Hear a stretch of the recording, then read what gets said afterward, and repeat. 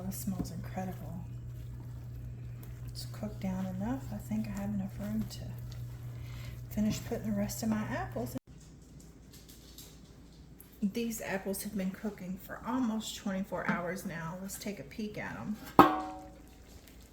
You can see they've cooked down quite a bit, but there's still so much moisture in here. Now I'm going to make these into apple butter.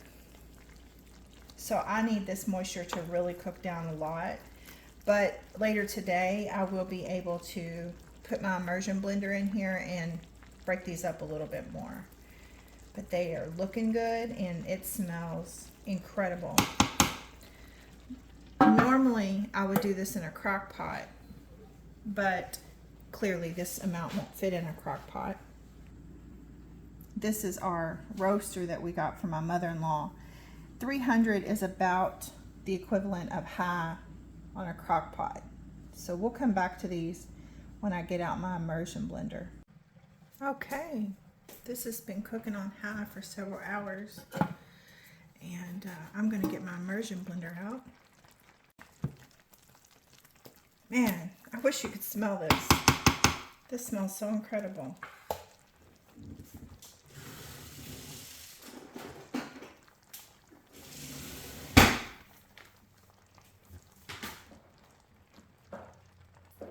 If you do not have an immersion blender, I really recommend one. I use this so very much. It's worth it. Now this is super, super hot. You need to, I don't know if you can see, but I have on long sleeves just in case it splatters. That would be horrible. And when you use this, you don't ever pull it up out because of the holes. It will shoot hot food all over the place. So I'm going to do this and it feels like it's going to take forever. So I'll bring you back when it's all done. As you can see, I have it almost all completely mixed up. There's just a little bit of apple chunks left. I'm just going to go around real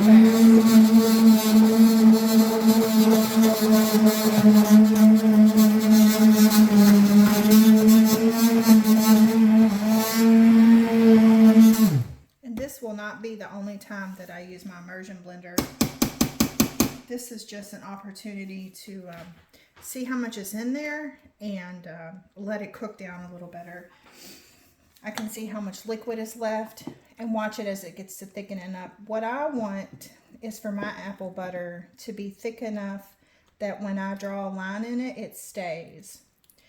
So usually that means it cooks for 2 to 3 days. It's just been not even 24 hours that it's been cooking. So this is great progress. There's nothing in here except apples, no sugar or anything. I won't do that until the very end because I do it to taste, and we don't like to add a lot of sugar to things that we eat.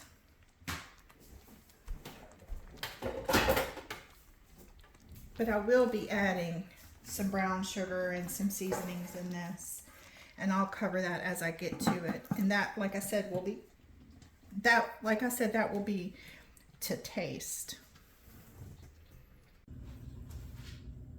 Let's take a look at these apples that have been cooking all night on what would be low temperature in your crock pot. You can see there is very little moisture. It's really thick. And I'm going to go ahead and add in my ingredients to make apple butter. This has cooked down about halfway. And I will need to use the immersion blender again like I mentioned before, but I'm not going to do it right this second. I'm going to go ahead and add in my seasonings. The recipe I'm using calls for cinnamon, 1 tablespoon of ground cinnamon, half a teaspoon of nutmeg, 1/4 a teaspoon of cloves, and 1/4 a teaspoon of salt. I doubled that, and that's in here. Now that would be for 13 pounds of apples. I have way more than that in here, but I will revisit this after it's had time to cook down a little bit. This also calls for 1 cup of white sugar and 1 cup of brown sugar. Obviously, I have doubled that. So I'm going to go ahead and put that in. Like I mentioned before, we don't like things really sweet. While I may add more cinnamon and cloves and nutmeg and salt, I will possibly not add more sugar. So we'll get that stirred in. And then the next thing it calls for is 1 tablespoon of vanilla. And I'm going to go ahead and put 2, because I'm doubling. I'll put 2 of those in. And we'll get this stirred in. Hopefully this will be ready to bottle up and process tomorrow. 2 tablespoons of pure vanilla. This is beautiful. Of course, you could make applesauce, or you could make apple pie filling. You obviously don't have to make apple butter with apples. We just happen to go through a ton of it. My son eats it every single day for lunch. He likes predictability.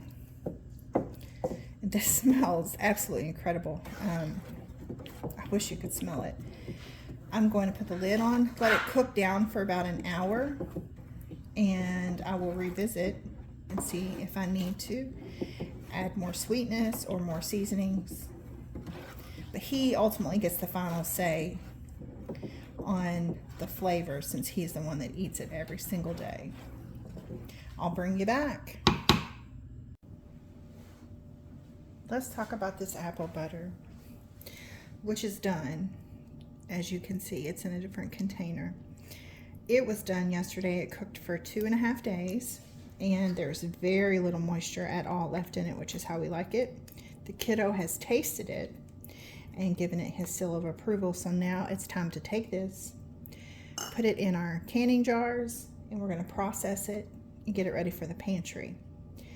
There are a few little apple chunks left in here, so I'm going to hit this with my immersion blender and get those out and try to get them as smooth as possible. This is purely a personal preference.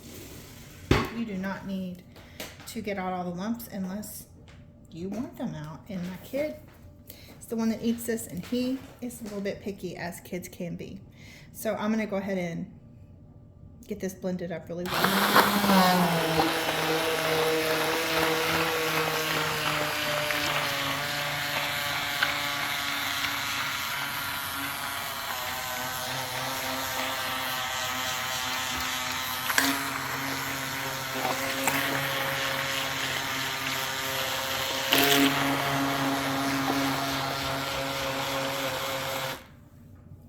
Almost had a catastrophe.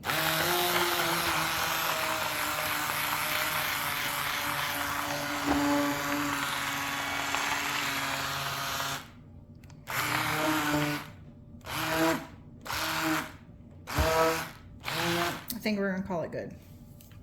Now, this has been sitting out on the counter all day in an attempt to warm up, but it is definitely still chilled from the refrigerator. It's spent all night in the refrigerator. So I've washed and sterilized my jars, and you know, if you're unfamiliar with canning, you never put anything cold into a hot jar. It'll cause it to break. I have allowed these jars to cool off to room temperature so that I'm not putting a cold product into the jar.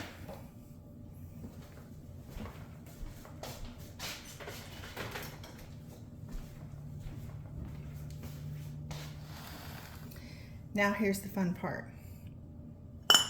Try not to make a huge mess. I have my jars, and I have a funnel, and let me get a spoon.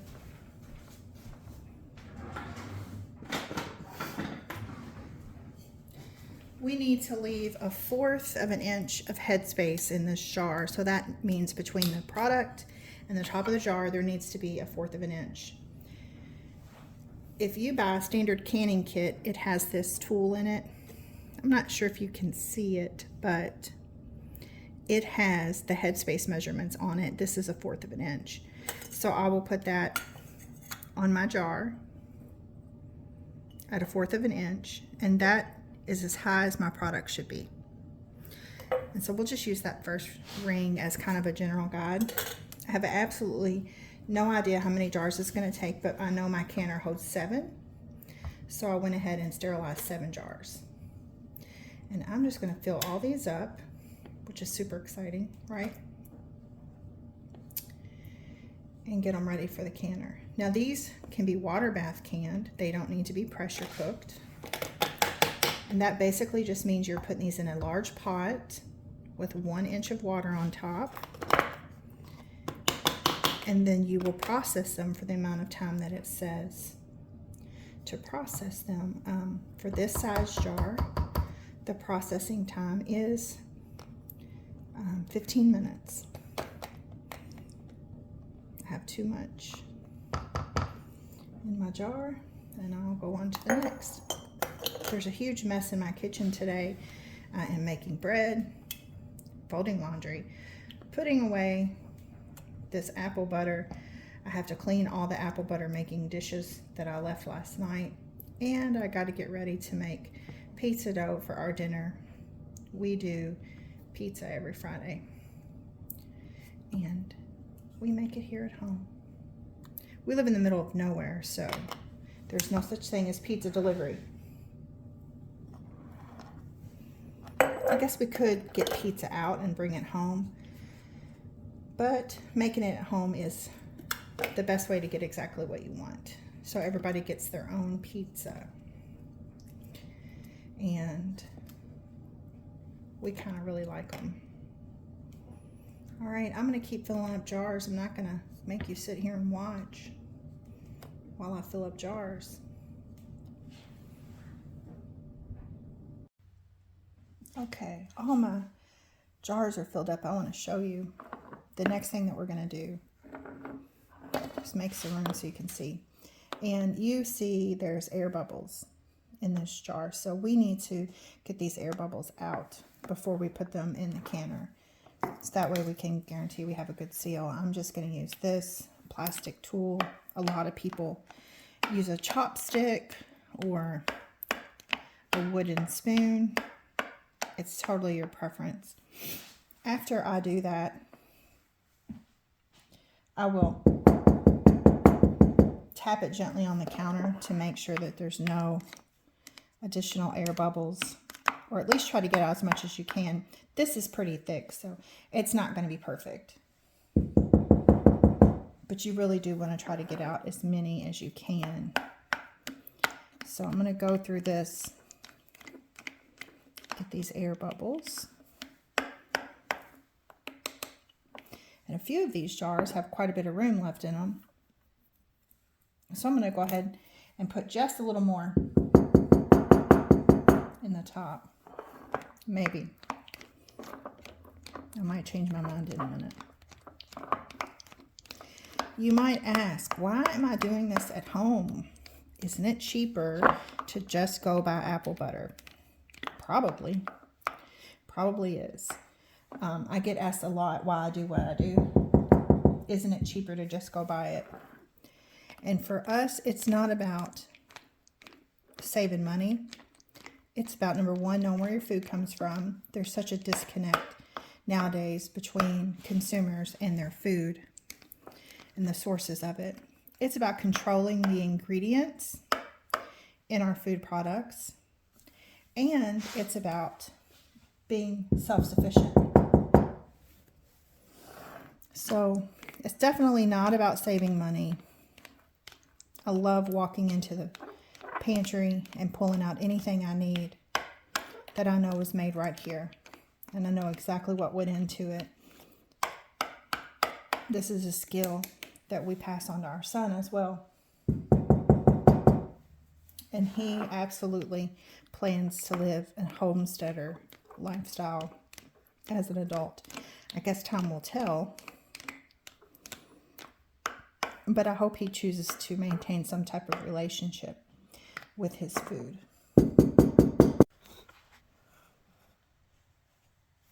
Now that we've gotten the air bubbles out, we have to clean all of this off the tops of the jars.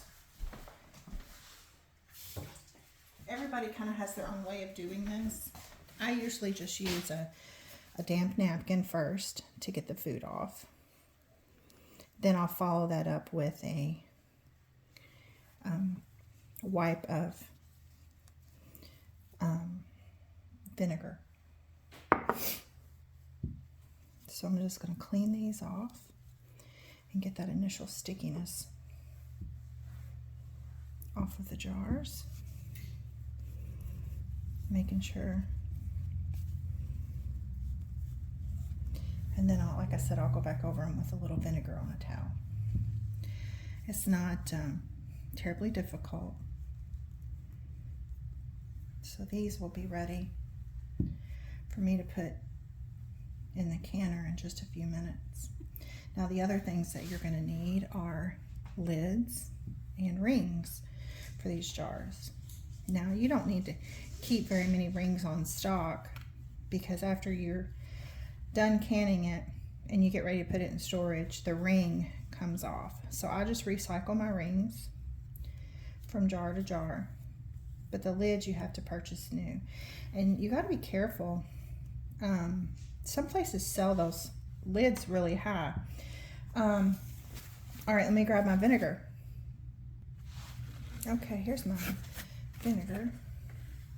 Let's get that wiped on these jars. You also want to make sure that your tops of your jars don't have any nicks or chips that can prevent a good seal. So, see, there's always a little something left on there. So I'm just going to go around one more time, make sure it's nice and clean, and then I'll put my lids on.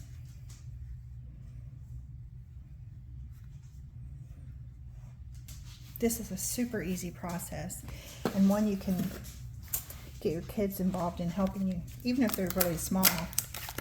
Because I'm doing it from the refrigerator, it's not a hot product. Of course, you wouldn't want a young child helping you put a hot product in a jar. Here's my lids. This is what the box looks like. And you can't see with my big hand. There we go. I buy them at Walmart.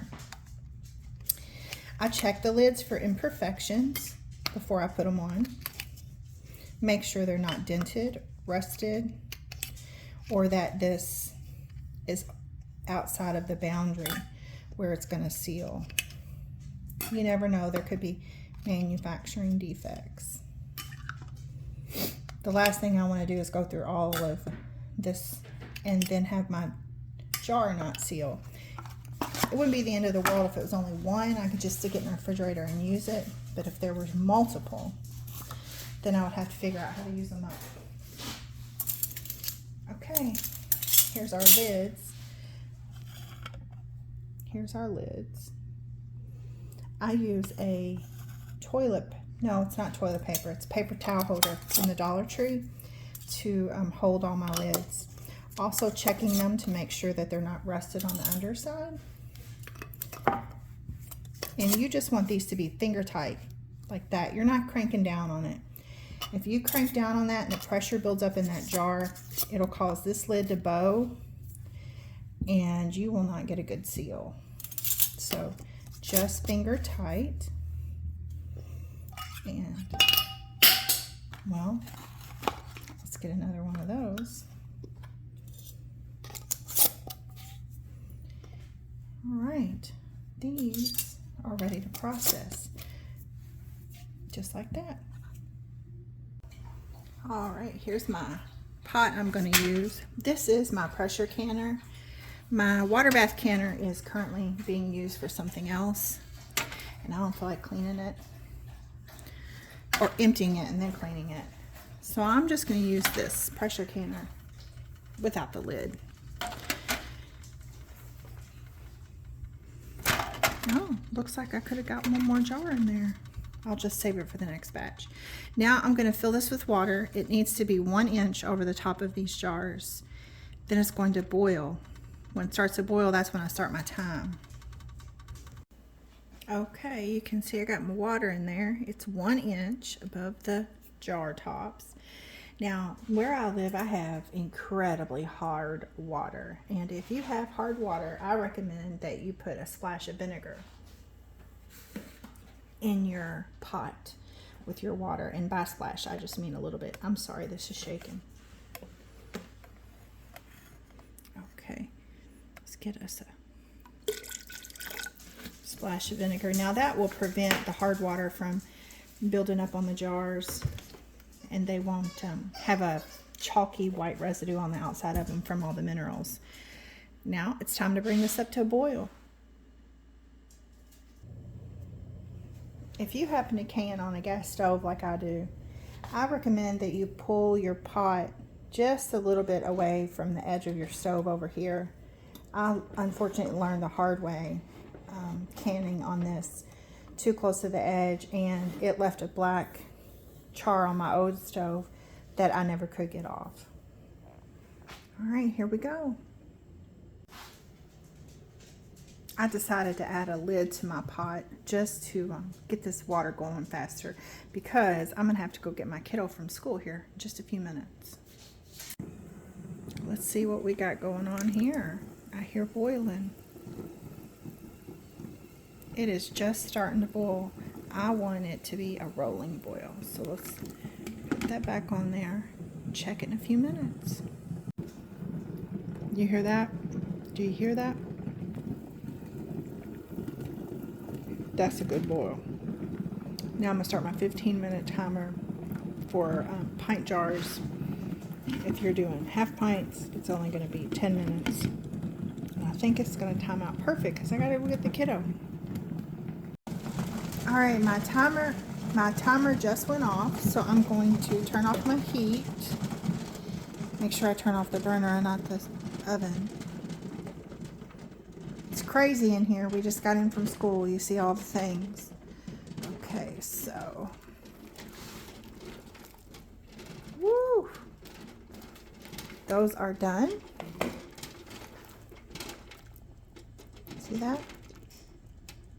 Now I'm going to let those sit here until they cool off some.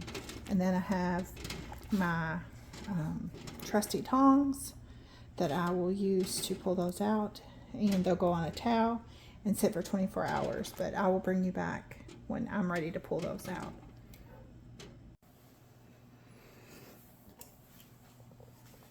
All right, it's been about 15 minutes. This has cooled off quite a bit. So I'm going to take these jars out. This is so hot, so be careful. And these are going to sit on this towel for 24 hours. Did you hear that pop? That's the pop. Oh, and another pop. And that means our jars are sealed. So we did it right. These have that safety button on top, like baby food. That's the second time I've hit a jar on the pan. I need to be more careful. I do not want to clean up an exploded jar. Okay. All right, this is it. If you stayed with me through this entire process of making apple butter, then you are a trooper, and I appreciate your views, any feedback you have.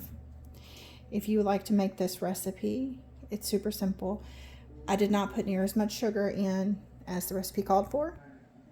Here's our recipe that we used. I wish I could give credit to the website where I got it, but I have no idea. Sorry for the background noise. My son thinks he's a drummer. I will type these directions in the description, or you can just screenshot it, whatever works for you. I forgot to tell you, I ended up getting 3 more full-size pints and a half a pint out of what was left in that bowl. So 7, 8, 9, 10 pints and a half Had a lot of apples, 35, 40 pounds, something like that. And here's our beautiful jars. Waiting to cool off. That one's already sealed. That one's already sealed. That one. That one. That one. Looks like they all sealed really well. So I'm just let them cool off. Tomorrow I'll move them to the pantry, label them and move them to the pantry, and I'll take these rings off because we don't store them with the rings on. And if you have any questions, leave me a comment and I'll do my best to answer it. I am not a canning expert. This is how I do the things. It's not necessarily the way. It's the way I did it. So like I said, if you have any questions, leave it in the comment. I'll do my best to answer. Thanks for hanging out with me.